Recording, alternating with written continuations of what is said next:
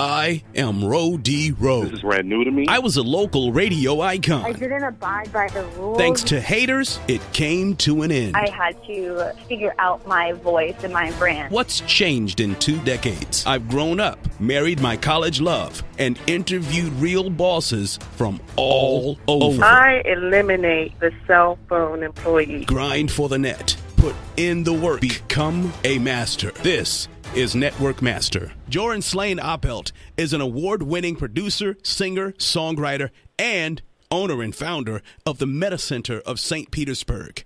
Joran, thanks for taking your time out on Network Master. Thanks for having me. Award-winning producer, singer, songwriter. You obviously have been doing that for a while.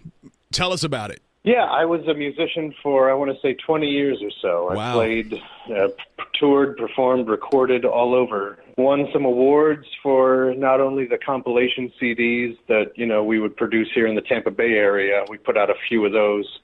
We had a bunch of showcase concerts that we did. We had kind of a grassroots nonprofit called the Southeast Music Alliance. And so we had a podcast that we would bring local bands in and interview them. We would play their music. And we did that for about 5 years. And for about 8 years, we had these bands trading CDs and trading merch and trading gigs and booking tours with each other and doing this cool networking thing all around the Southeast. And so we put out compilation CDs, both of the SMA comps and our In the Raw, which is the acoustic, unplugged compilation that we did, are all available on iTunes.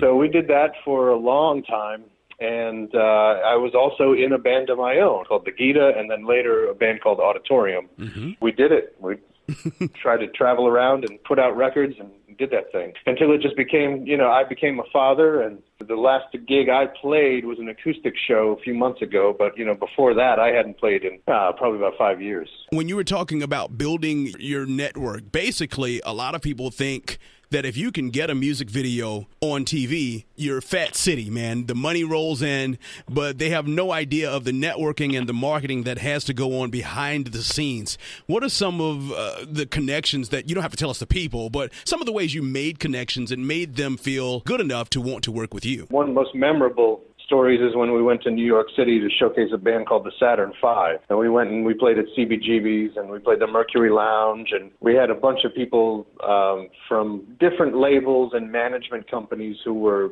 set to come see the band. And 3 out of 4 of them didn't show up that night, even after repeated texts and yeah, we're going to be there. Yeah, I'm on the list, and make sure I got my +1. And yeah, we'll be there. We'll be there early. Can't wait to see you. These are reps who had called around into record stores in Florida and said which bands are being, who's buying whose records, whose records are moving. And so they asked for us. We got a call after the gig from, I remember one of the guys at Island Def Jam. And he said, "Oh, man, I'm so sorry. I missed it. I got caught up in the studio tonight with an artist, a young girl. You guys have never heard of her, but we got caught up in the studio recording her new song. Her name's Vanessa Carlton." And we were like, "Who's that?" And then sure enough, 2 months later, we're hearing her song, 1,000 Miles was her big song. We were hearing that, we were hearing it in the grocery store. Everywhere we went, we heard her song.